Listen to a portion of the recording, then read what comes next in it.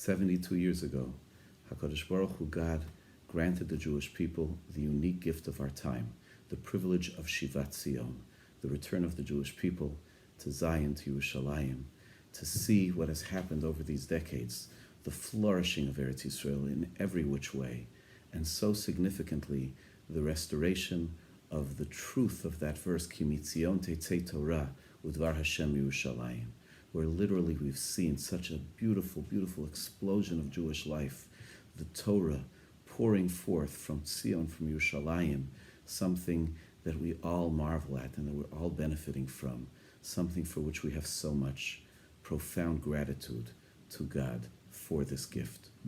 Of course, Eretz Yisrael, Medinat Yisrael, also serves as the invaluable anchor of Jewish identity to Jews the world over, who, as a result of seeing the return, the restoration of the Jewish people as a nation in their land, have something to hold on to.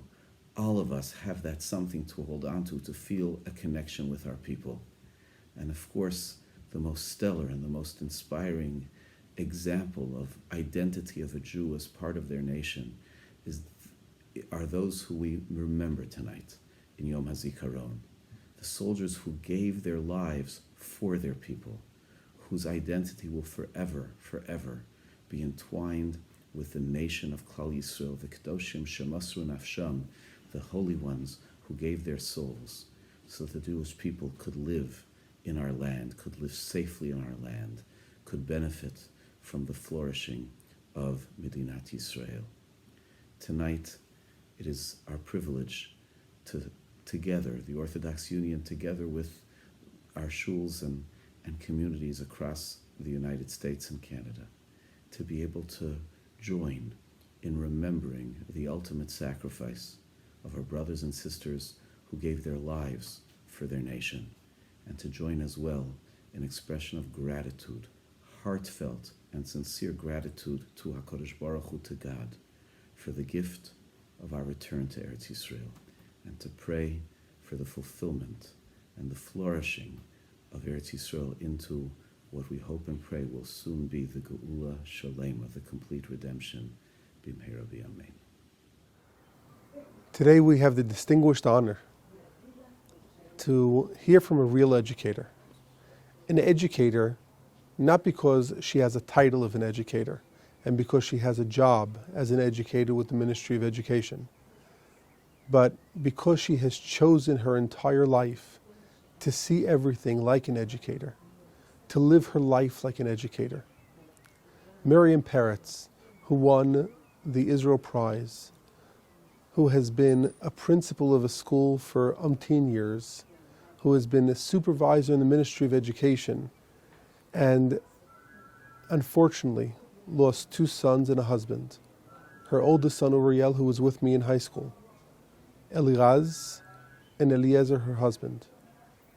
We're going to sit and talk with her today, Yom HaZikaron, and hear from her what it means to have a meaningful Yom HaZikaron, what it means to have a day that we could be sitting in our houses, we could be listening to her for an hour, and then ultimately be able to be inspired, to inspire ourselves, and even more important, inspire others.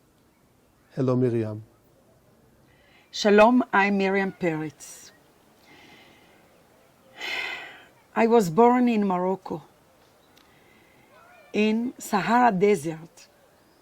My parents were very poor. They didn't know Hebrew. They never learned. But they know only one word in Hebrew. Yerushalayim, not Jerusalem. Yerushalayim. Yerushalayim is the paradise of the Jewish nation.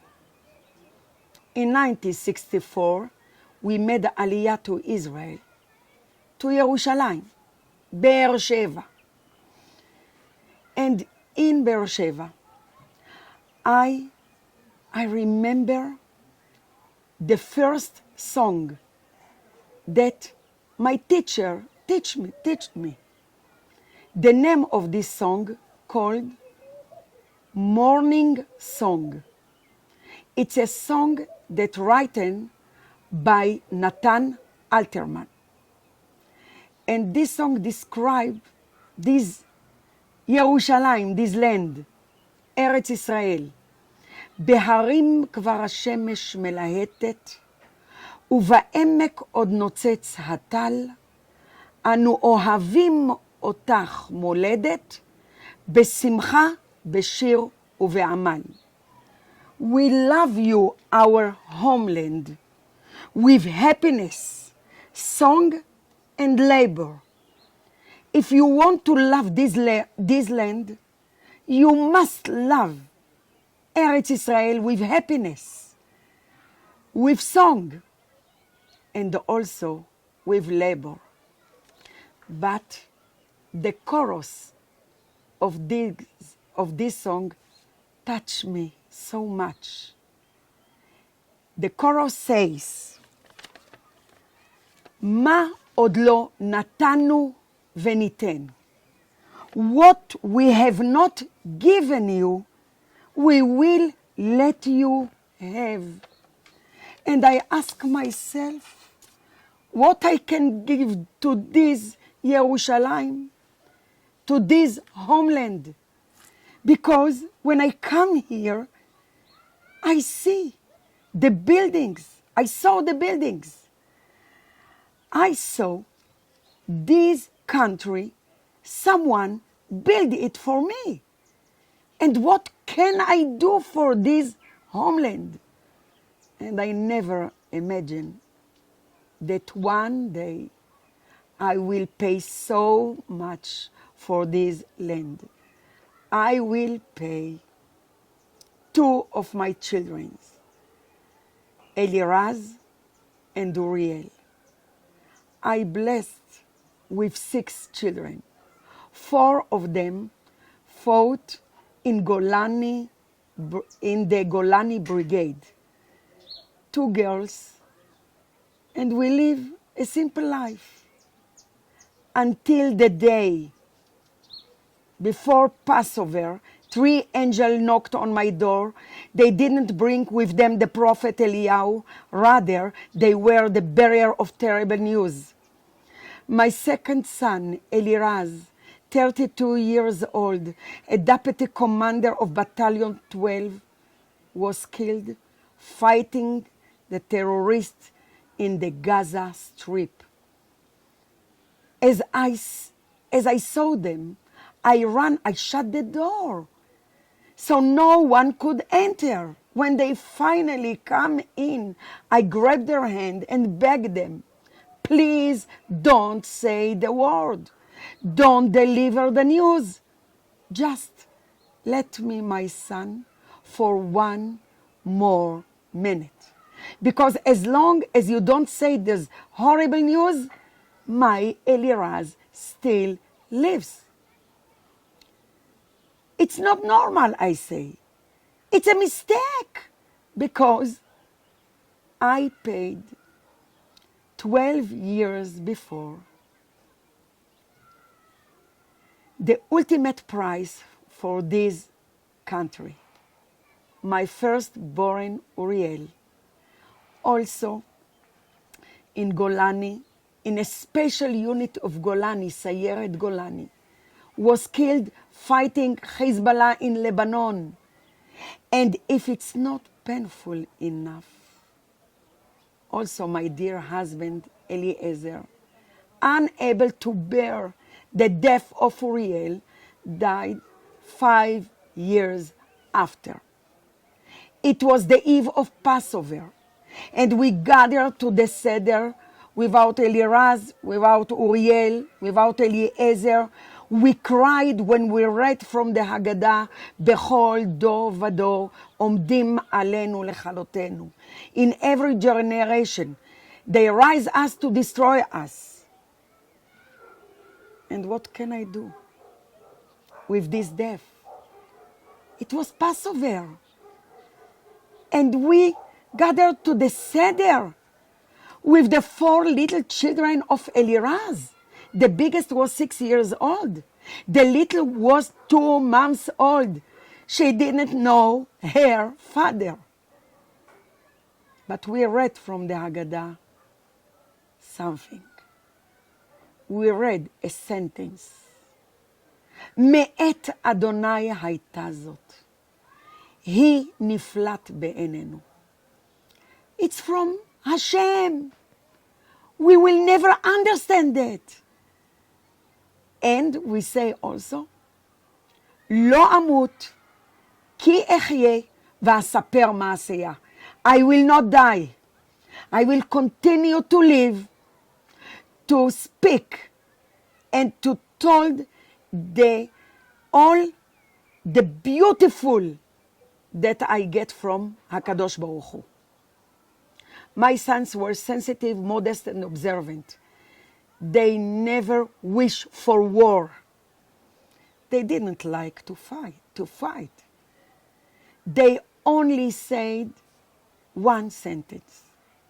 Mom, if they called us to defend our nation, we will be there. It's our turn. We will be in any place that this homeland asks us to be. So what I can do with this death? I can spend my life crying over my fate. I can sleep on my bed all the day. I can blame Tzahal. I can blame Hashem, myself, but this is not my way. I remember one sentence.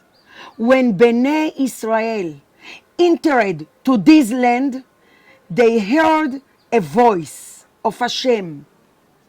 הנה אני נותן לפניכם את החיים והמוות ובחרת בחיים. I give you the life and the death. Choose the life. Choose the life. So I choose. Every day I choose to continue, to live. It's not easy. It's not simple. And not in this day, in the Memorial Day, in the Corona days. It's not easy. But I choose every day to see the hand of the God. I know that when they come to bring me the message about the death of my son Eliraz, I ask these barriers to come with me outside, here, in this place. I ask them to look at the heaven and to bring this message to Hashem. Why?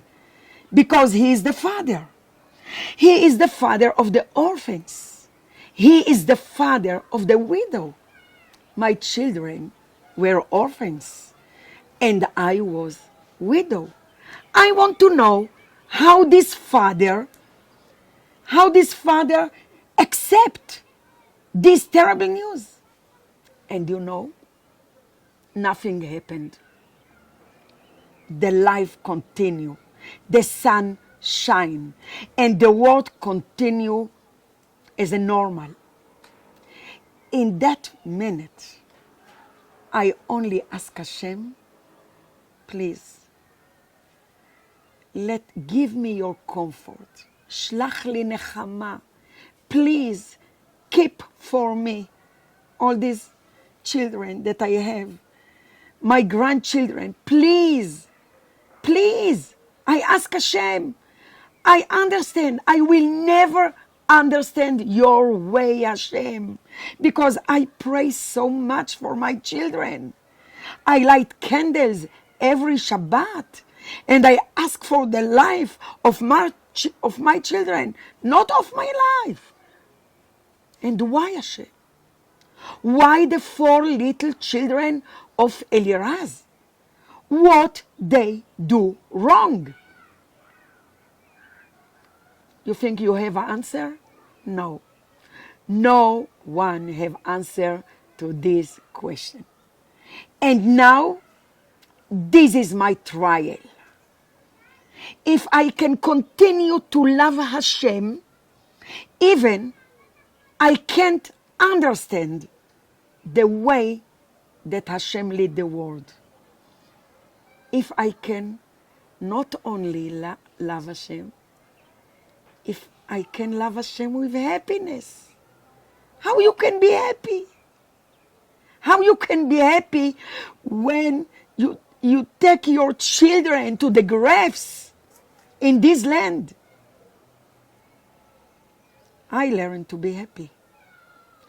First, I'm a redhead, but I learned to be happy. How?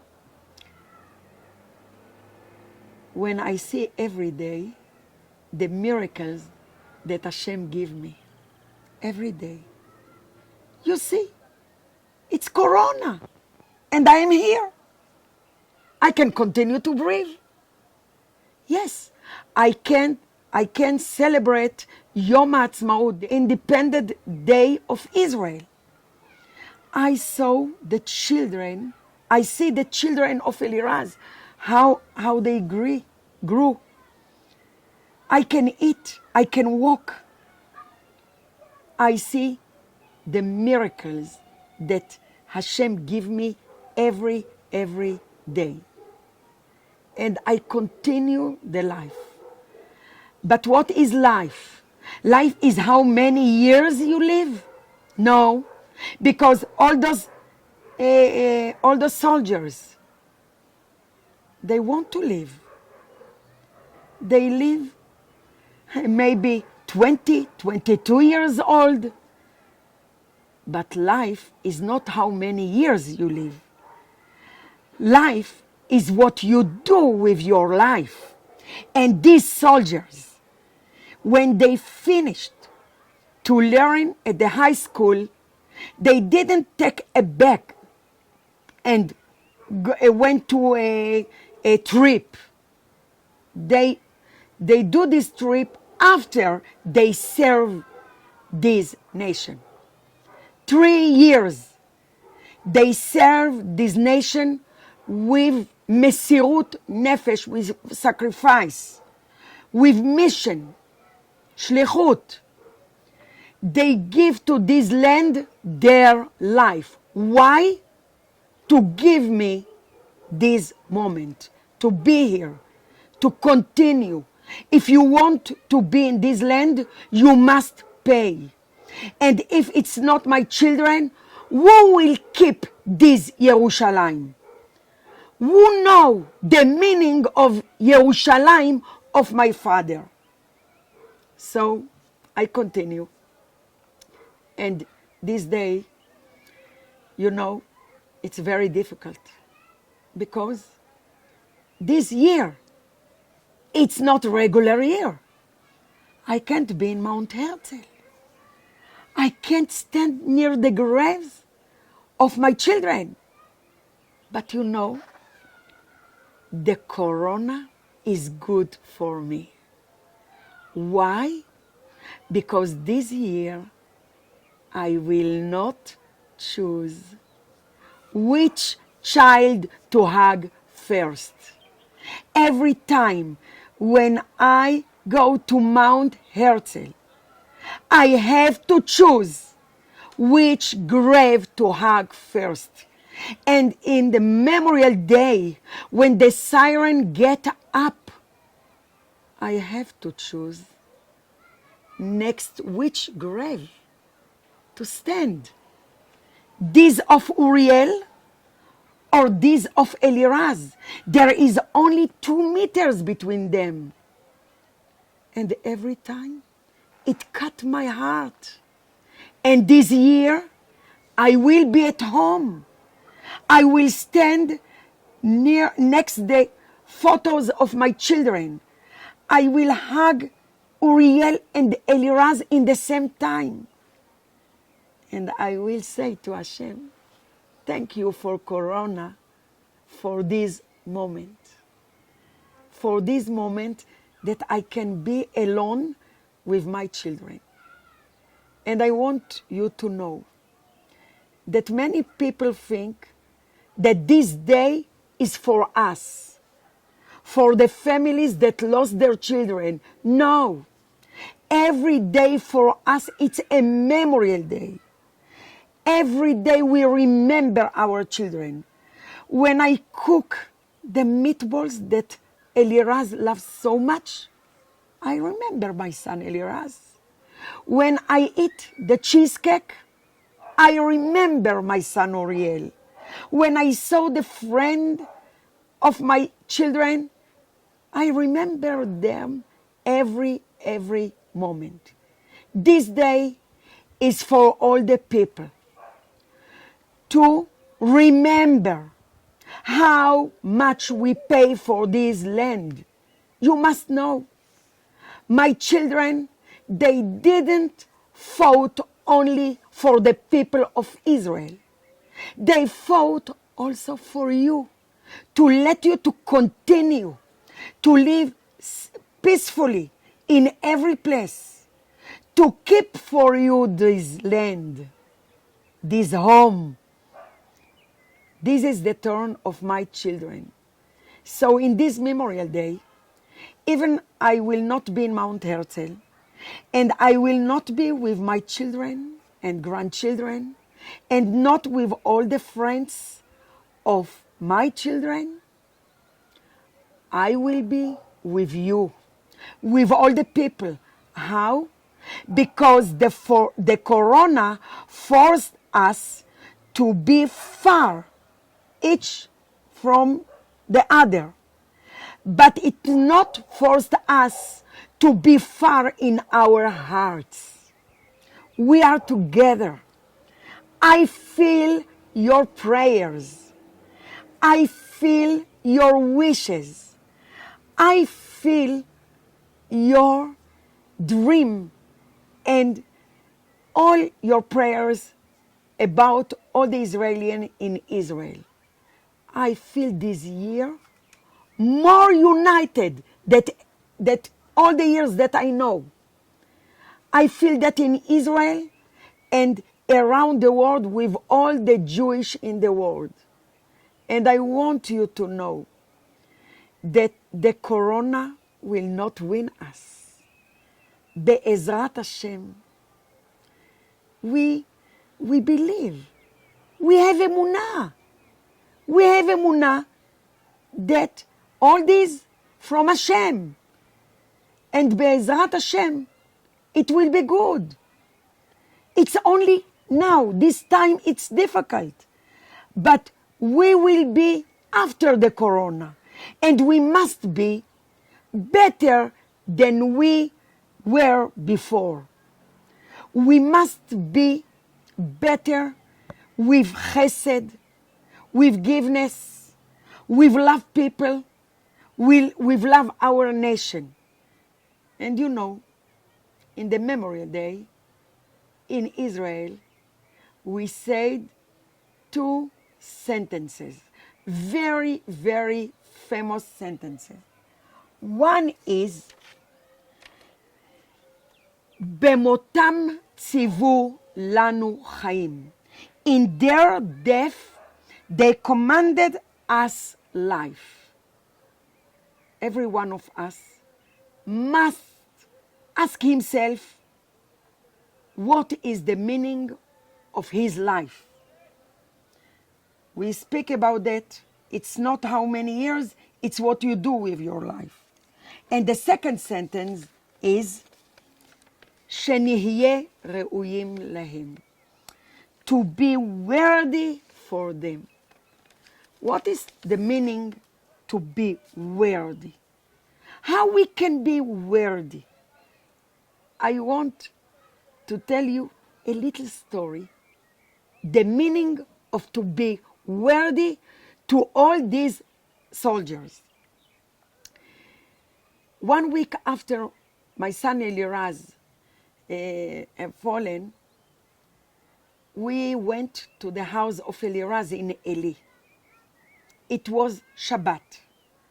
And my son Eliasaph went with my grandchild Or Hadash Uriel, the firstborn of Eliraz. And they walked in the street. It was a big stone, and they continue. Or Hadash began to scream to my son Eliasaph, "You are not my father." And Eliasaph said, "I know, I'm your uncle. You are not my father." And Elias said, I know that your father had fallen in Gaza. I'm your uncle. Why you scream so much? And Or Hadash said, you know why you are not my father? Because every time when I was walk with my father on the street, and there is a stone, my father put this stone from the street. He think about the people that will be in this street. He never ignore from anything. To think about the other, not only to think about ourselves, to think about our family, our community, our nation. It's to be worded how? If we can take one characteristic of these soldiers and put this characteristic to our life, we can change this life. So my friends, I want to tell you, our enemies, they want not only to kill our children, they want also to break our spirit. But they didn't know that this spirit of this nation, they can never break it.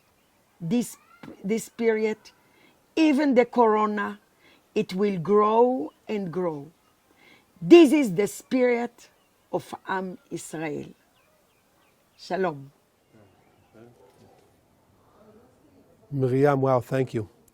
But I have a question for you. We're all sitting, as we are today, on Yom HaZikaron, and tomorrow is going to be Yom Haatzmaut. And like we've been sitting for the last month and a half, we're all sitting alone. We're all sitting closed in our houses. We're not going out to the parks and having barbecues. We're not going out and dancing tonight. It's going to be a very different Yom Haatzmaut. How are we supposed to be happy? How are we supposed to have simcha? Okay? How we can celebrate Yom Haatzmaut without barbecue, without dancing outside, without picnic? How we can do that? We can be happy. Because what is happiness? What is the meaning of happiness? Happiness, it's only outside. Happiness can be at home, with your family, with your children. I know. It's very difficult. It's very difficult to be all this day with the children. But the corona give us a chance to learn the meaning of to be a family. Before corona, we work so much. We come home, we come back, maybe at 7 o'clock. How much time we see our children?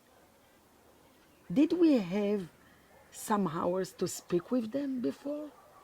Now, we blessed. The children is the bracha from Hashem.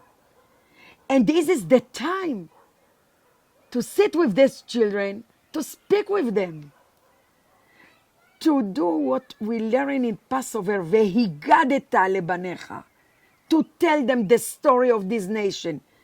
It's for me to celebrate Yom Haatzmaut, to sit around the table with the children, to speak about Eretz Israel, to cook something good, to hear some songs that you love, and you must take to your heart the simcha, the happiness. How?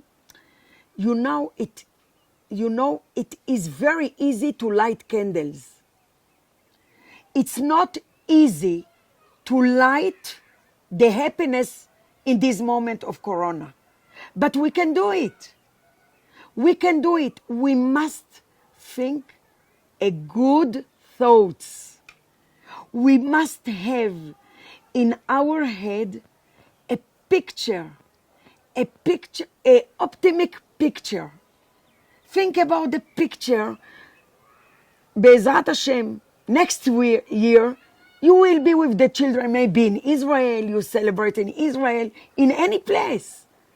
You must imagine this picture. So, to be happy, it's not only the nose outside, it's also to be at home and with emunah, a big faith that it will be good, that it's only now. The corona will not be here forever. It's only now, this moment. Because emunah, faith, the meaning of the faith is to know that it will be good. You must have a hope. You must have a picture that describe all the family in the next year, how you will celebrate with happiness this day of Yom Haatzmaut. Chag Sameach. Dearest OU community, I want to thank you for all your actives in Israel and around the world. I take a little part in these actives. I know how much you do for the roots of our nation, how much you do to teach us, the people in Israel and around the world, to be connected with the story of this nation, with this land, with Eretz Israel. Thank you very much for all your actives.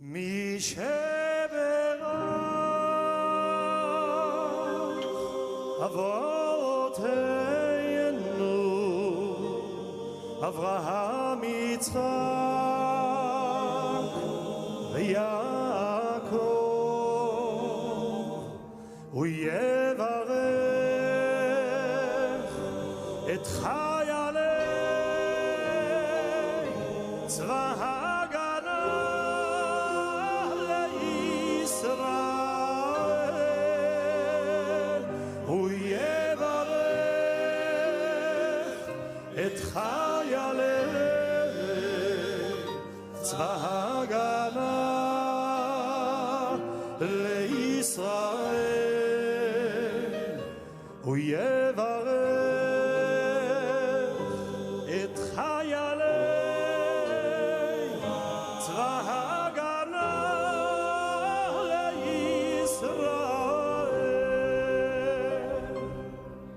העומדים על משמר ארצנו וערי אלוהינו, מן הלבנון ועד מדבר מצרים, ומן הים הגדול עד לבוא הערבה, ביבשה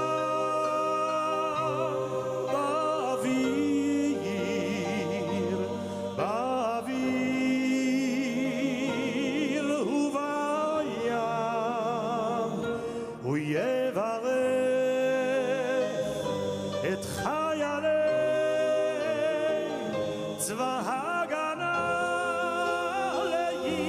ישראל, הוא יברך את חיילי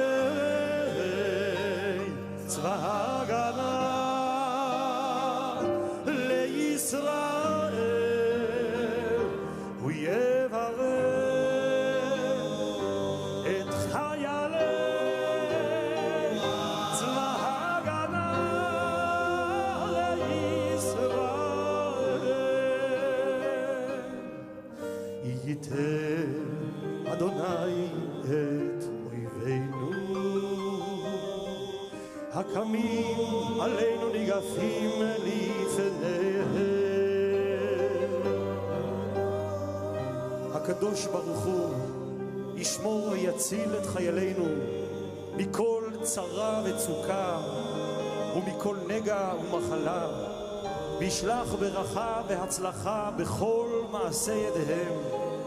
ידבר שונאינו תחתיהם ויעטרם בכתר ישועה ובעטרת ניצחון, ויקוים בהם הכתוב כי אדוני אלוהיכם ההולך עמכם להילחם לכם עם אויביכם להושיע אתכם.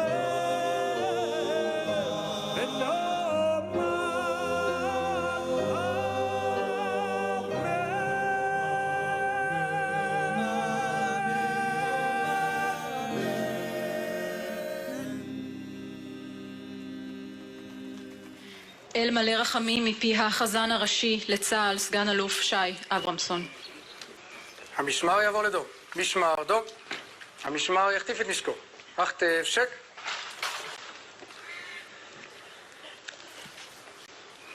אל מלא רחמים שוכן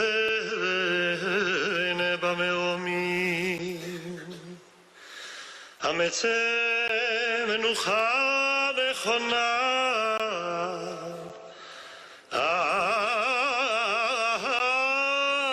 כנפי השכינה במעלות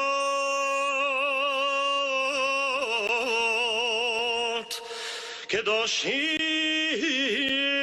טהורים וגיבורים כזוהר הרקיע, מירים ומזהירים לנשמות חללי פעולות האיבה, שליחי המדינה בארץ ומחוצה לה, אנשים ונשים, ילדים וילדות שנרצחו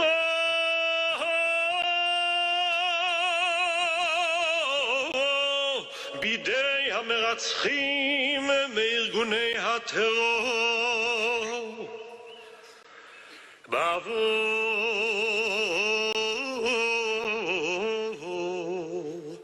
שאנו מתפללים לעילוי נשמותיהם בגן עדן תהא מנוחתם. לכן בעל הרחמים יסתירם בסתר כנפיו לעולמים,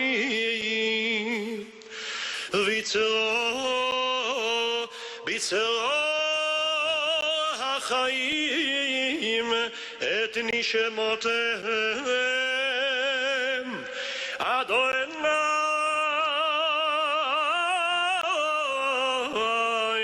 הוא נחלתם, וינוחו ושלום על משכבותם, יעמדו לגורלם לקץ הימין ונאמר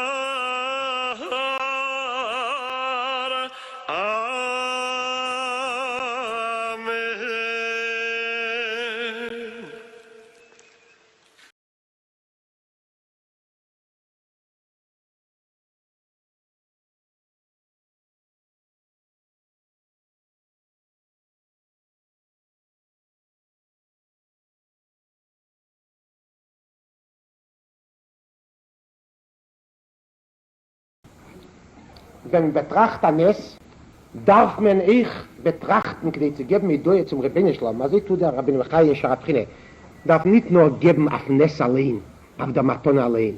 Man darf ich verstehen die Drochim, die Wegen, die Umstände, die Sibes, wie hat Gerem gewähnt, wie der Rabbinischlam hat das Misabiv gewähnt, und für jeder Sibbe besonder, weil jeder Sibbe, jeder Gerem, jeder Faktor ist ein Ness in sich, da kommt eine Idee besonder.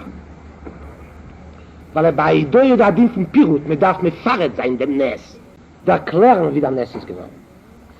Der Hauptidee ist bei der Matone von Eretz Israel, Birkas Horz.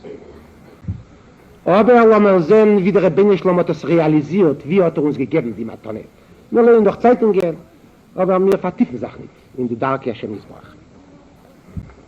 Eine Sache hat die United Nations zugetan. Hat machen einen Rekord für die United Nations, hat sich in andere Sachen nicht zugetan. Nur die Sache allein. Sie hat durchgeführt die Resolution von Medinas Israel. Und wenn nie die United Nations wollte geschaffen geworden, wo alle Medinas sind sich zusammengekommen, wollte diese Resolution von Medinas Israel nicht durchgeführt werden, wenn wir gedacht laufen in jeder Hauptstadt, beten bei jedem Parlament oder bei jeder Regierung eine Resolution von Medinas Israel. Das ist die einzige Sache. Und wenn ihr der Mann mich und die Meise schwingt mir ständig Kufachen rein, dem Rambams Wort in sein Akdome zum Pirush HaMishnah ist, ein Leila Kodesh Baruch Hu Beilome Yoladal Adame Shalaloch. Jeder Rambam dort am merkwürdigen Moschel. Der Rambam hat sehr gut gekonnt, der Araber, er hat doch mit sie gelebt. Und speziell hat er gekonnt, gute arabische Aristokratie, die Sultanen, die höhere Schichten, wie verfolgt und korrupt seine gewesen. Schilder der Rambam, als einer Sultan, korrupt, verfolgt, ausgelassen. Aber sehr reich, hat gepflanzt der großen Garten. Und der Akdom ist im Pirsch am Schneis. Mit den wunderbarsten Bäumen, mit den schönsten Quallen, mit den schönsten Fontanen. Und er hat nach rumgehen, als der Rambam mit seinen Pelakschim, Togain, Togois, und hat geführt ein ausgelassenem, verfolgten Leben in dem Garten. Und ist da gewinn eine Kasche, hat er gefragt. Sokosow der Rabbinischlam beschafft doch keine Sache nicht Levatole. Was hat der Rabbinischlam gemacht, dass der Garten soll wachsen und blühen und sein als er schön? Für wem? Für dem Sultan, für der ausgelassene Person, für ein billigen Leben, für ein Mensch, was lebt in korrupte und verfüllte Wegen, was geht in korrupte, verfüllte Wegen. Sagt er, bei mir ist es kein Terret auf der Kasche. Noch einmal sagt er, ein Tag ist gewandert, hat Talmid Chochem mit gewandert. Arodem Maturoni ruft der Rambam, hat Talmid Chochem. Ein Mensch, eine ethische Persönlichkeit, voll mit dem Munde, mit Liebe zum Rabbinischlam und zum Menschen. Und gewandert mit einem heißen Tag, und als gewinn mit, als gewinn durstig, und sich nicht war wegzusetzen, und nur mit dem hat gescheint die Sonne, hat gebrennt, und er hat gehalten bei Chalischen, und plötzlich hat er das in dem Garten. In den Garten hat er nicht gekannt, da reingehen. Also ein großer Park mit großen Hindnissen lassen. Nur neben Garten hat er sich weggesetzt, und ein Bein, was hat gewachsen beim Park an, hat geworfen auf einen Schotten, und ein Qual, was hat zähnlicher Jahren nur gesättigt, dem Sultan mit seinen Pelakschim, auswurfen mit ausgelassenen Personen, hat er rausgequält von unter dem Park an und hat genommen ein Glas Wasser, der Rode Maturoni, der Talmid Chochem, und er hat getrunken. Und jemult ist nicht Smalley geworden, die Matore von dem Garten. Der Rebbeinu Shlom kann halten am Garten, sagt 100er Jahren. Kedei einmal nach 5 Minuten soll durchgehen der Rodo Maturoni und soll trinken ein Glas Wasser und sich abruhen in dem Schatten von dem Garten. Und Nebi fragt mir, was hat der Rebbeinu Shlom gepflanzt, a United Nations, will ich auch sagen, Kedei Medinas Israel soll gebaut. Und das allein ist ein Ness. Und dafür darf man geben, die Idee zum Rebbeinu Shalom. Und ich will auch sagen noch etwas. Und die Resolution von Medinas Israel ist gekommen in der richtigen Zeit. Ein Ness muss sein zeitlich. Eben verspätigt, ihr wisst doch, eben verspätigt 1 Minute, kein verspätigten Asach.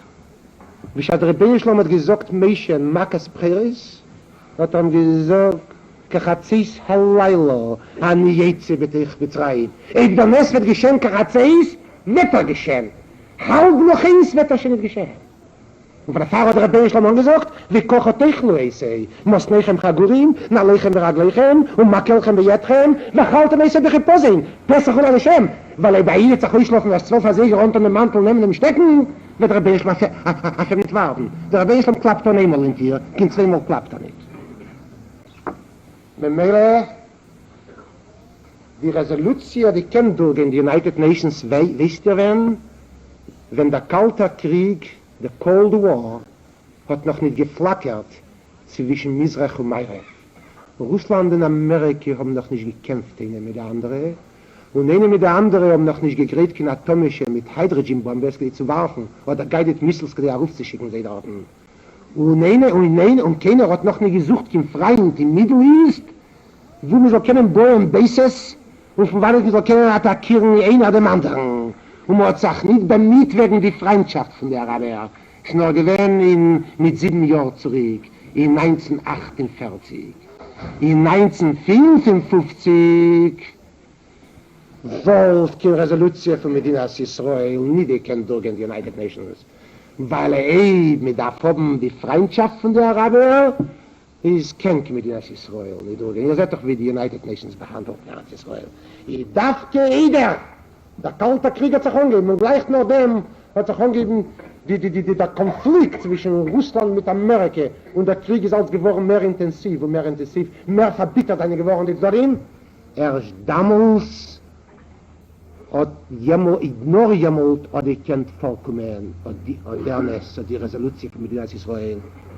Und dafür darf mir danken, dem Rebbeinu Shalom. Mir darf danken dem Rebbeinu Shalom für 2 Sachen da. Erstens für die Resolution von Medinas Israel, weil andere Resolution wollten es nicht erklären. Und zweitens für Dover wie Fuche, für etwas verkehrt. Was Medinas ist, was die United Nations hat nachher Charotte gehabt oder gehalten bei Charotte haben und gewollt überdrehen die ganze Resolution, mir sagt der Karo Alpia. Mir darf danken dem Rebbeinu Shalom als nur der Resolution. Und der Resolution ist gewinnt schwer. Aber nur der Resolution haben mitten nicht gekrogen Eretz Israel durch ein Chesed von den United Nations und Davke mit der Regene Messias Nefesh und Chesed von Rebbeinu Shalom. Wenn Medinas Israel wollte gewinnen, ein direkter Peljeze von der Resolution von den United Nations, wollten wir erstens nicht gehabt im Negev, wir wollten nicht gehabt in Jerusalem, wir wollten nicht gehabt in bestimmte Sektoren in Jehude und in Golil, und es wollten das auch Sachen gefällt.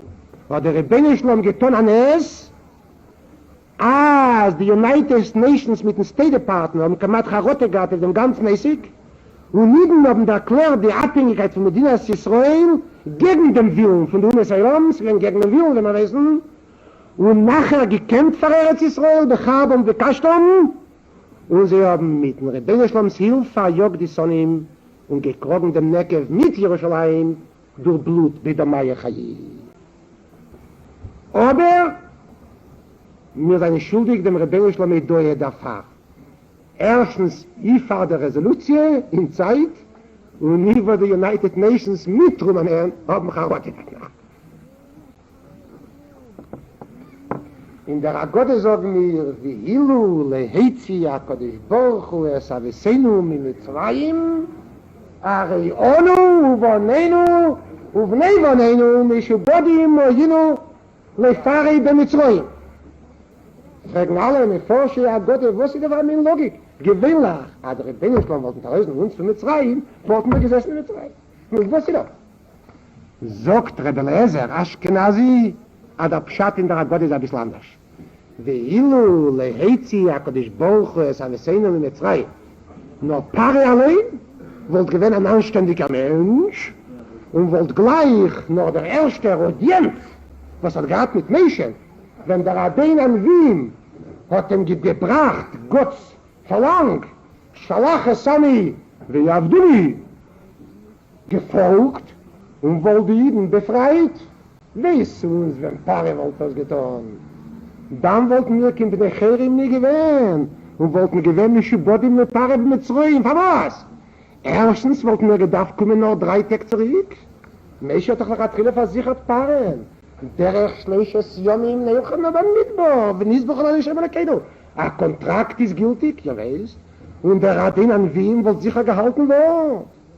Und zweitens auch viele, wenn Paare wollte später in ganzen Befreidigen von Mitzrayim, wollten wir auch viele in Eretz Yisrael geblieben haben zu Paaren. Wir wollten sagen, kein Mann, sie kennt euch so von dem Chesed. Hat der Rebbeinu Shalom gemacht an es. Paare ist gewähnt, verabschend, weißt du, weil ja mit Paare es liebe. Und hat ignoriert Mesches Warnungen und Bakosches. Und der Berelam hat herausgenommen die Jiden Balkoche von Paaren. Vodi moyinu lefarei b'Mitzrayim, vayitzeinu ad Hashem Isho, nicht mit Paris Heskem, nicht mit der United Nations Resolution, nur beyot chazoko uvezreya netuyo, memele der Zusag von schleches Yomim Bottel, Pari hat nicht gehalten, sein Teil vom Kontrakt, die Menschen nicht mehr chuyev zu mir alle wenn den Pnei von 3 Tagen. Memele ist auf Bnei Yisrael jetzt in beyot Romo.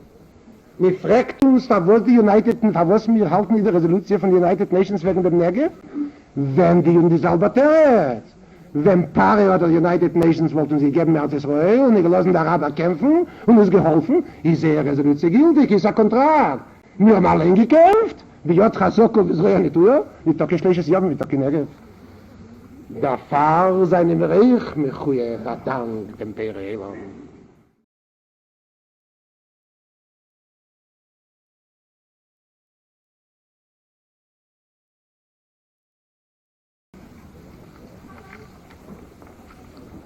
Aber mir ducht sich noch etwas, Rabbi Israel. Sie da noch eine Sibbe, für was wir dürfen danken dem Rebbeinu Shalom. Und wir hat uns gegeben die Matone von Eretz Israel. Betrachten die jetzt der Retrospekt, die Geschehnissen, welche haben geführt zu der Etablierung von Medinas Israel, sehen wir uns herum, wie merkwürdig die Aschgoche führt. Mir ducht sich, als sie da einer erlebt schon nicht. Aber sie da einer, wenn wir darf geben, ein größer Yashakeach von Medinas Israel, ist das Bevin. Bevin, das hört man schon nicht. Das hört man schon nicht. Wenn nicht mit seinen Riches, weiß ich nicht, zu Medinas Israel wollte geboren. Wenn nicht mit seinen Tempeaktionen, wenn nicht mit nicht Ausfolgen die Rekommendations von der britisch-amerikanischen Kommission wegen Reinlassen 100.000 Migranten von den Lager in Eretz Israel, weil die Medina keinmal nicht zustande gekommen. Dafke die Redifes, dafke die Sinne von Foreign Office, dafke Bevins Eingespartkeit, hat getrieben dem Yishuv zu Verzweiflung und zu herrlichen Taten.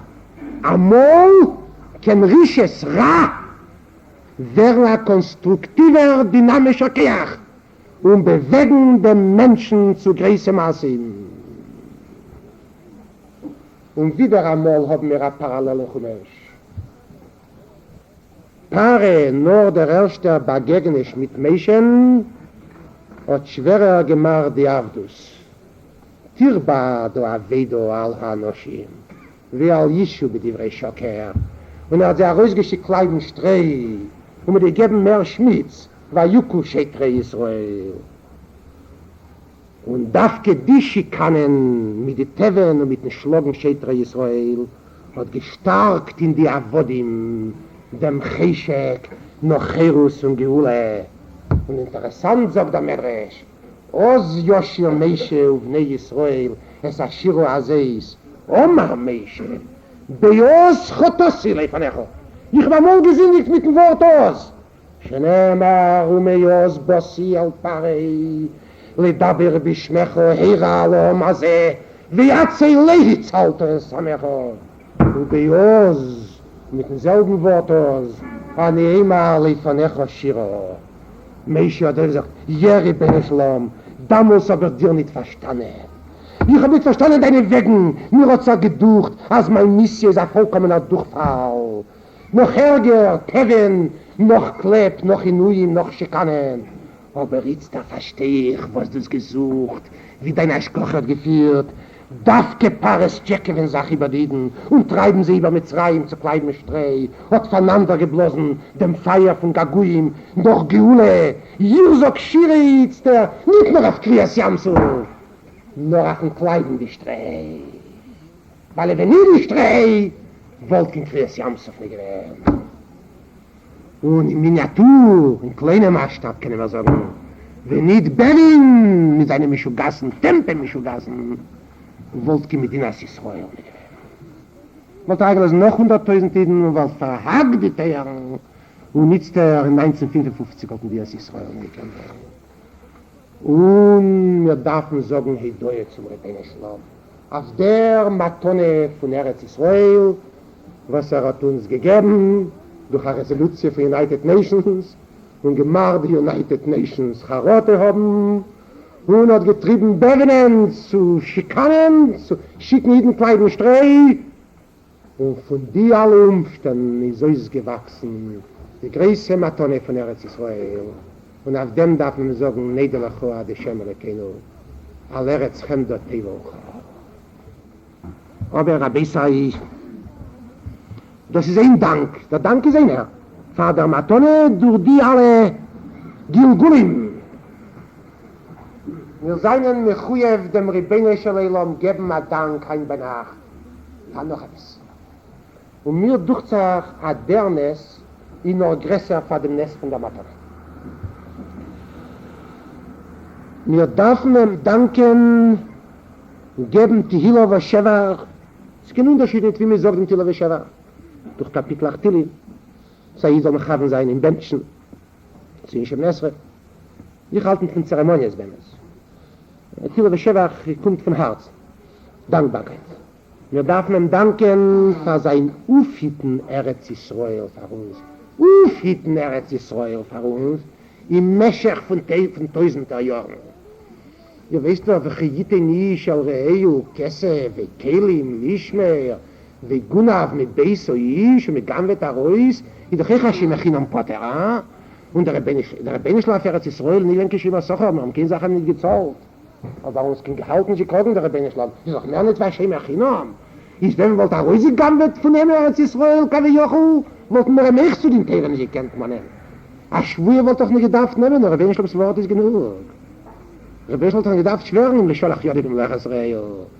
Und der Rebbeinu Shalom hat der Shemer Chinom hat gehiet Eretz Israel für uns im Meschach von tausender Jahren. Ihr wisst ganz gut, wir Rieden wissen, es hat geworden ein Idiom in Jiddisch und Hebräisch von einer bestimmten Tragödie, was befällt einmal Rachmana litzlan, eine jüdische Frau, wenn sie bleibt an Agune.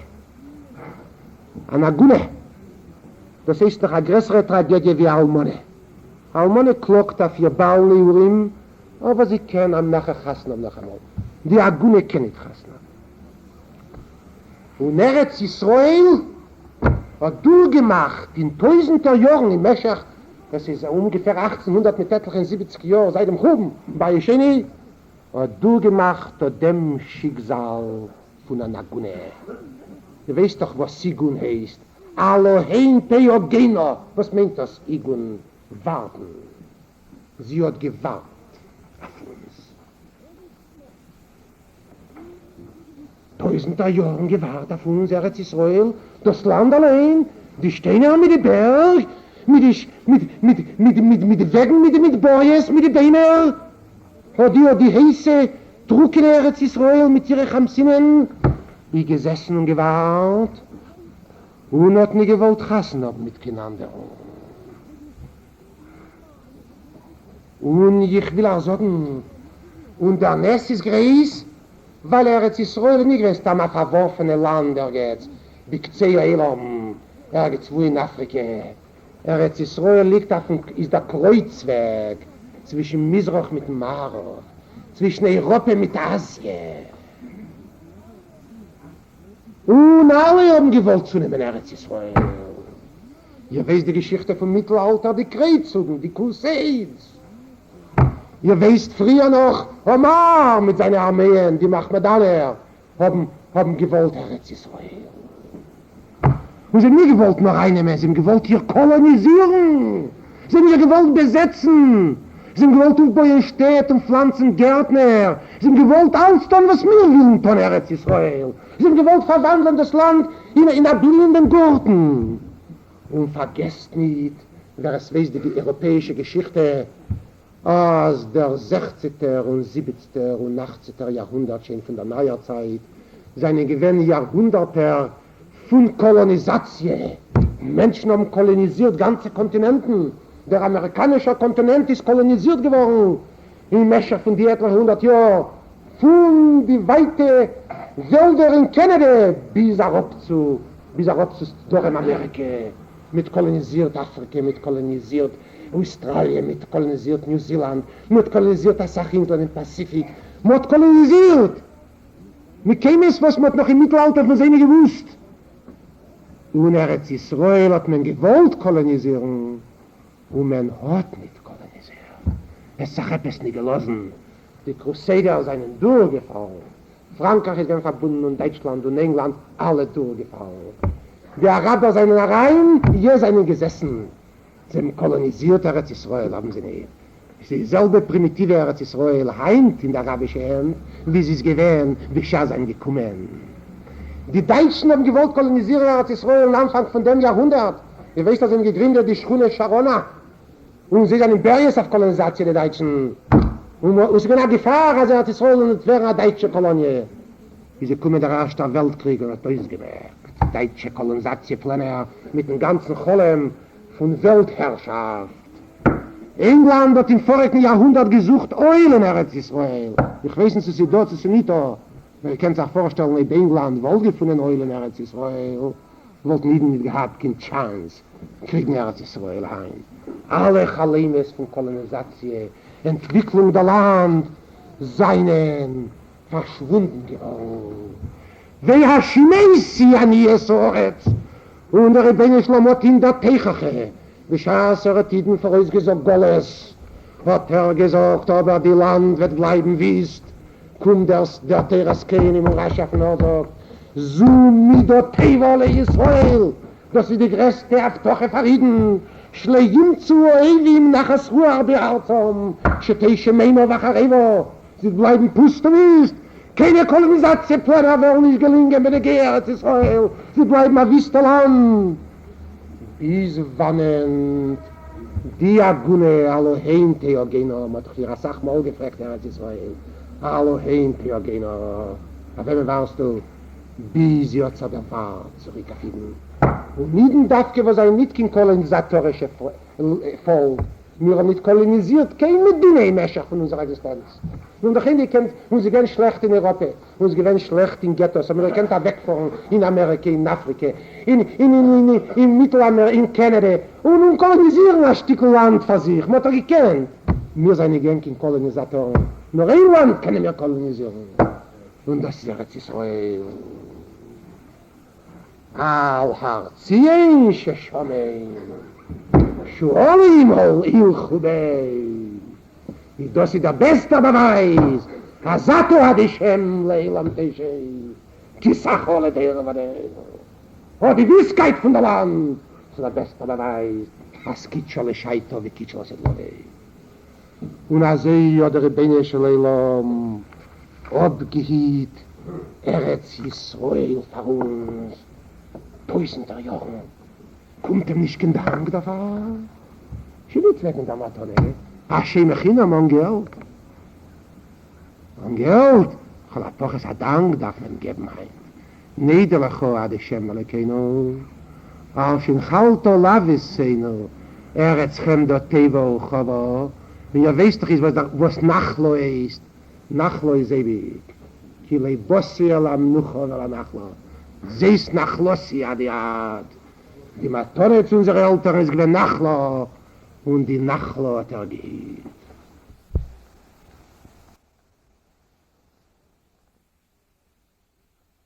What happened 72 years ago?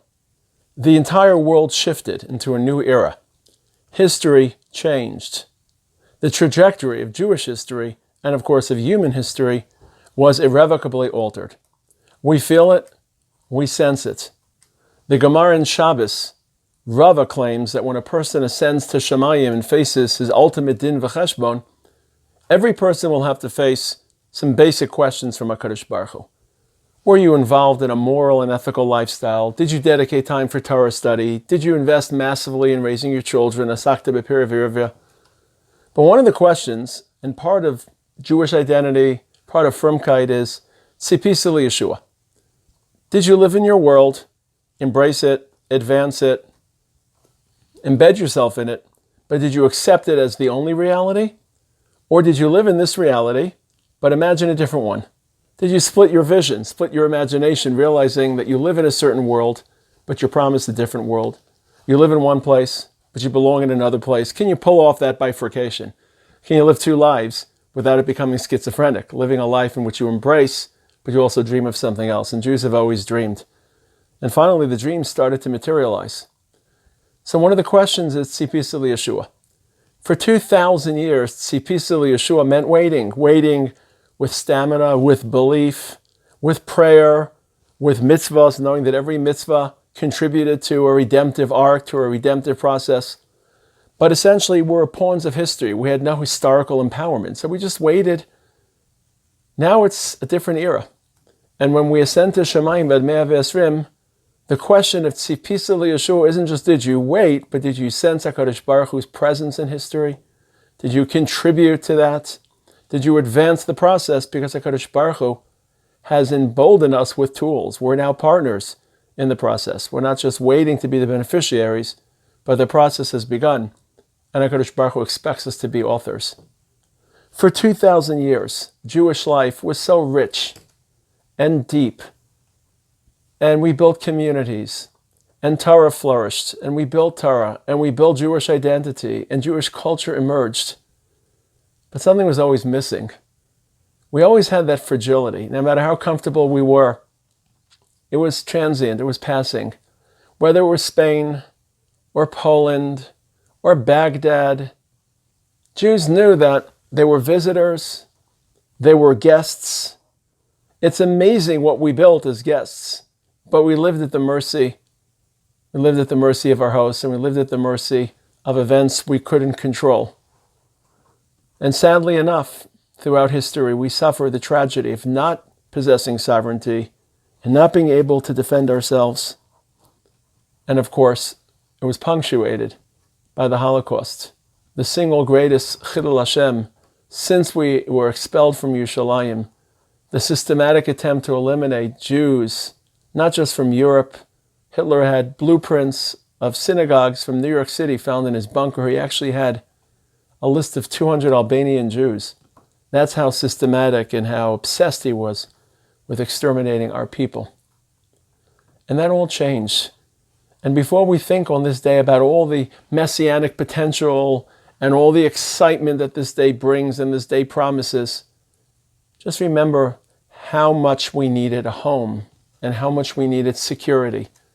Shuvi nafshi limnuchaychi ki Hashem gamal alaychi. Menucha means many things. It has a spiritual connotation, but it primarily means a place of peace, of serenity, of stability. And not just the home and freedom, but the pride and the identity that comes with knowing you are at home. And even if you don't live in the state of Israel, knowing that you have a home, that your family lives in that home, that that home is waiting for you and beckons you. Shuvi nafshi limnuchaychem, when we recite those words, think about all the Holocaust survivors who were ported from country to country. No country was willing to take them in. And then finally, in 1948, Shuvi nafshi limnuchaychem. But it's not just a place and a home, it's also the pride, the identity that Minuchasi, that Minuchaychi possesses and provides, the Komemius Le'artzenu. The Jewish world has made such impressive advances over the last 80 years at a communal level, and this is a shir being circulated by the OU, and they play such an important role in North American, primarily across the world as well, communal identity and communal stability and community development. But not just in communities, the Torah that we've built, the palaces of Torah, the yeshiva world, the learning, the growth, the influence, the political. Look at what we've developed. Very little of this would have been possible without Komemius. If there are people living, learning, growing, it's because deep in our subconscious, in the Jewish subconscious, we walk with greater pride. And when we walk with greater pride, with greater komemius, upright rather than bent over, proud to wear a kippot in public, proud to be identified as Jews, proud to have an identity. For the first time in 2,000 years, that pride isn't being met with anger and with hostility, and it's felt deeply by everyone in our people. All that would not have been possible. I remember my Zaidi told me a story that when he was walking home from shul as a youngster, in White Russia, as a bar mitzvah boy, he was accosted by a Russian soldier who told him, "You have 20 minutes to go home and say goodbye to your parents and pack your belongings. I am requisitioning you into the Russian army. It was World War I. It wasn't anti-Semitic. He just needed a weapons bearer. If you're not back in 20 minutes, I'll hunt you down and I'll murder you and your entire family." I remember asking my Zaidi, "What did you do?" And he looked at me and he took my hand in his hand and he said, "Meshala." My name is Moshe, but he called me Meshala, Litvak. He said, "What could I do? I ran home, collected my tefillin, and ran back because I didn't want my family to be butchered." I lived haunted by that story of my 13-year-old grandfather fleeing from drunk Russian soldiers across frozen tundras in Russia. The second year after I made Aliyah, I was returning home on Hanukkah, the night we celebrate, the Chag we celebrate Jewish sovereignty. Komemius, Malchus Yisrael, even though it's a pale, pale image of the Malchus Yisrael we hope for and we yearn for. I was driving through Beit Lechem, there was no bypass road, and I saw a policewoman in my rear view mirror, and she pulled me aside, she pulled me over, and she told me that I was speeding. And she wrote a ticket. And as she was writing a ticket, I started crying. I said, my grandfather lived in abject fear of drunk Russian officers. And here I am receiving a traffic ticket from my own policewoman, who's probably on her way home to light her own Hanukkah candles, because every Jew in Israel, Dati and not Dati, those are very, very loose labels. Every Jew in Israel lights candles. Every Jew in Israel has a Seder, and the Seder was very, very poignant this year. Obviously, the mass Starim, some had Starim on Zoom, those who don't keep classic halacha. And I said, what a schus it is, not to get traffic tickets, but to live in my country with my police and my soldiers. Do you know what your grandparents would do if they saw a Jewish soldier, even without a kippah on? Kal v'chomer, certainly if they saw a Hesder boy with his tzitzis out and his kippah on, holding a Mishnah in his back pocket, they would start crying. And they probably wouldn't stop crying until Rosh Hashanah, because for thousands of years, soldiers represented fear, terror, rape, butchering, murder with impunity. Jews were just at the full caprice of soldiers marching through town, stealing their food, quartering themselves in their homes, and taking advantage of them in so many different ways. So we thank HaKadosh Baruch Hu. Shuvi nafshi limnuchaychi. We thank HaKadosh Baruch Hu. Ki Hashem gamal alaychi. We thank HaKadosh Baruch Hu. The ability to thank Hashem and to see the hand of the Ribono Shel Olam in history. Not just in nature, not just in His Torah, although primarily not just in mitzvos, but to see the Yad Hashem in history and to be thankful for the great Nisim. We don't understand the Holocaust, but we still want to thank HaKadosh Baruch Hu for the great Nisim in allowing our people to reconstitute themselves in the wake of that tragedy and to rebuild our people in Eretz Yisrael and to have that reconstruction project radiate out from the Komemius we feel in Eretz Yisrael. But we also want to thank HaKadosh Baruch Hu, not just for ourselves, but we want to thank Him for Him. Why do we want to thank Him for Him? We say in our davening every day, Niran Anabishu Asecha, V'Shem Elokeinu Nidgol. Anabishu Asecha, we want to celebrate your salvation. It's not your salvation, Hashem, that we wait for. It's our salvation, our redemption, our liberation. Anabishu Asenu. Why do we recite Anabishu Asecha? The answer is because we are His ambassadors. We represent Hashem in this world. We always have. Ger Yazaracha Be'eretz Lalahem. The second that Jews were given their mission to represent their Ribono Shel Olam, to represent Hashem Echad U'Shmo Echad, to represent the moral essence of Kudsha Baruch Hu. From the moment we were missioned, we were hated for it because we challenged the world, and people don't like to be challenged. And as part of the hatred directed towards us, and as part of our own internal failures, the Egel, the Meraglim, our disloyalty during the Beis HaMikdash, primarily the first Beis HaMikdash, we suffered, we wandered the sands of time, we wandered through exile. Jewish plight was deplorable, the Jewish situation was sad and gloomy. But when Jews suffer, we're not the only ones who suffer. HaKadosh Baruch Hu suffers. HaKadosh Baruch Hu suffers for two reasons. First of all, because even though HaKadosh Baruch Hu is infinite and beyond time, beyond place, certainly beyond events in this world, but His Shekhinah and the struggle to bring His presence into this world regresses when Jewish people suffer. The arc of Jewish people is really the trajectory of Hashem's Shekhinah. When we rise, His presence augments, and when we fall and when we decline, His presence recedes and diminishes. So for 2,000 years, it was so difficult to find the Yad Hashem to an average bystander. If you're in the Beis Medrash, where you're holding a lulav, you are accessing HaKadosh Baruch Hu through some timeless route that had no need for external framing or external ratification or justification. But we're not just interested in Hashem's presence being expressed to those who can intuit Him in a lulav or a matzah or a blot gemara. We want the world to see. V'hay Hashem lemelech al kol haaretz v'yedal kol pol ki ata pialto. We want every, anyone who breathes, and right now we're trying to struggle to breathe, and our breathing is dangerous, and the air of our nostrils should bring Mashiach in a literal sense.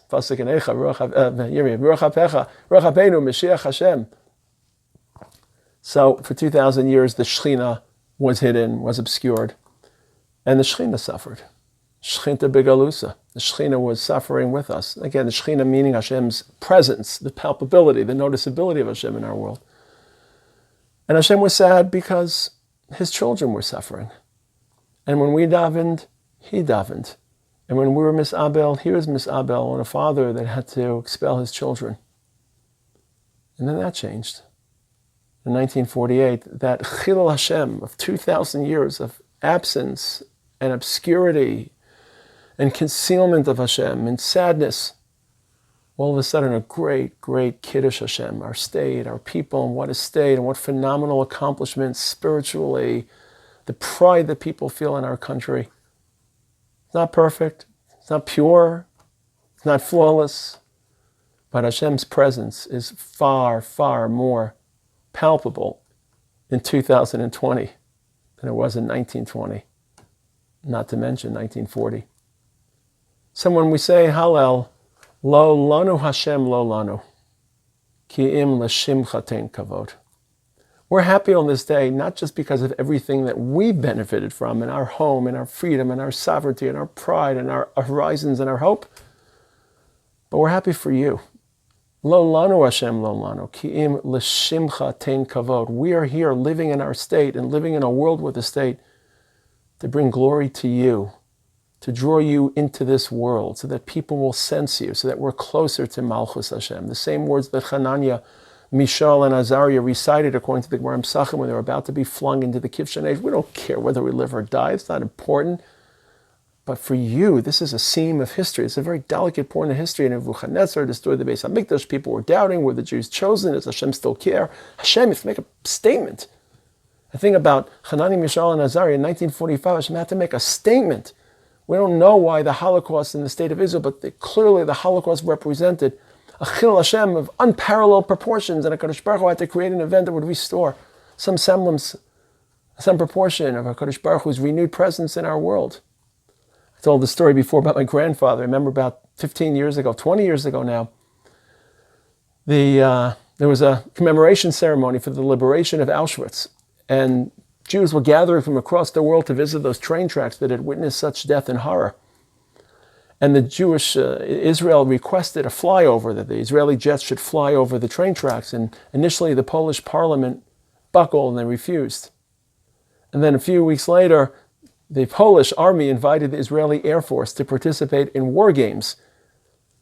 And the squadron commander of the Israeli Air Force unit, who was a Sephardi Jew, who wasn't even, his family wasn't imperiled by the Holocaust, said, Jewish jets will only fly in Radan, which was the Polish city where the air games and war games were about to take place, if they first fly in Auschwitz. And of course, the Polish parliament conceded. I remember that day as a convocation of Jewish leaders gathered and hoisted flags and sang Hatikva across those horrible, horrible train tracks. He pulled his team into formation in the skies above, and he announced over his radio, Gicha Achat Avor Am Yisrael, one flight for the Jewish people. Gicha in Hebrew means a sortie or a flyover. Gicha Achat Avor Eretz Yisrael, one flight for the land of Israel. Gicha Achat Avor Korbanot HaShoah, one flight for Holocaust victims. And he swooped down over those tracks. And I remember thinking to myself, in 1944, in the summer of 1944, how desperate were we for that one flight? How desperately did we plead with Roosevelt and Churchill and Eisenhower for one uncontested bombing mission over the train tracks from Budapest to Auschwitz? 1944 could have saved 750,000 Jewish lives. We're looking at the numbers in the pandemic. 750,000 Jews were killed from Budapest and Hungary. In the latter stages of the war, the skies of Europe were in complete Allied control. The Luftwaffe had been decimated. How many bombing missions were conducted? And yet 750,000 Jewish lives were not worth one uncontested bombing mission. And we didn't have that flight. And I can't imagine a Chilul Hashem greater than that.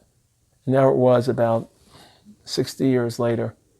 And now we had our flight and we had our Air Force, and I felt as if I was living through a Kiddush Hashem. Va'as leman shmei. Hashem did it not just for our sake as well, but for His sake. And let's celebrate Va'as leman shmei.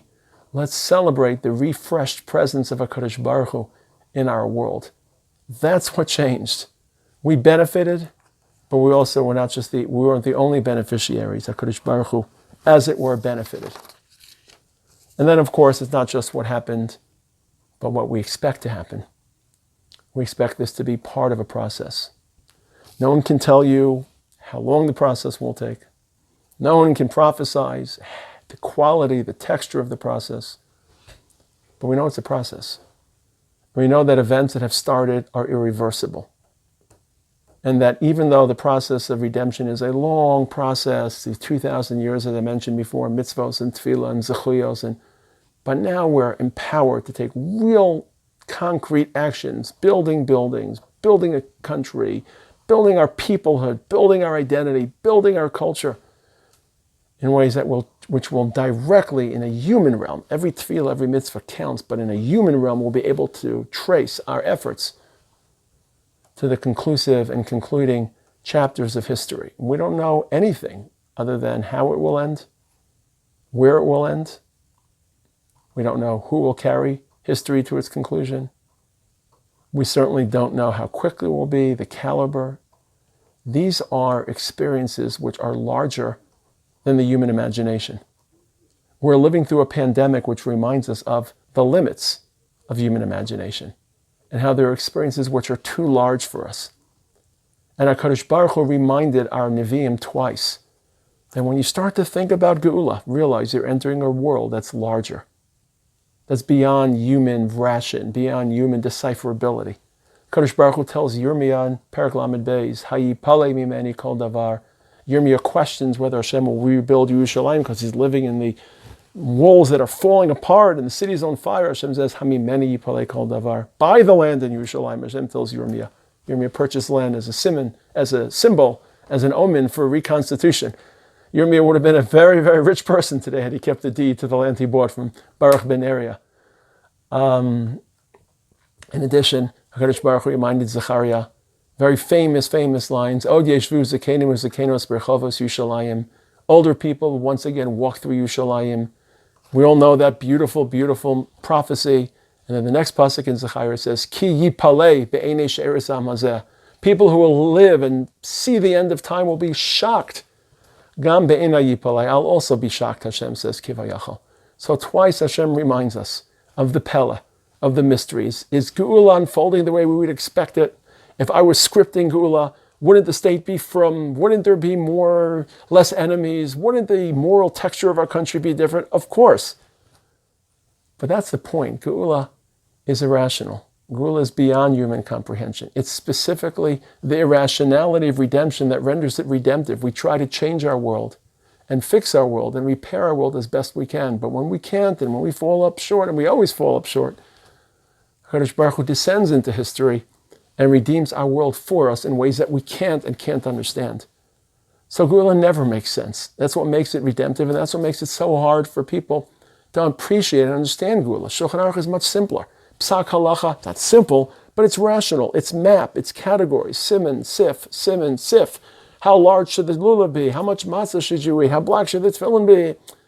It's ration-based. Geula, it's about the Jewish soul. It's about knowing you come from somewhere else. You come from a different time, from a different era. You're a foreigner. You're ger yazaracha, ger v'toshav. Just because you're a foreigner doesn't mean you live in fear. Doesn't mean you don't invest in your world. But we belong somewhere else, and we sense in our heart that draw. Who hasn't been to Israel and sensed, this is my place, these are my people, this is my future?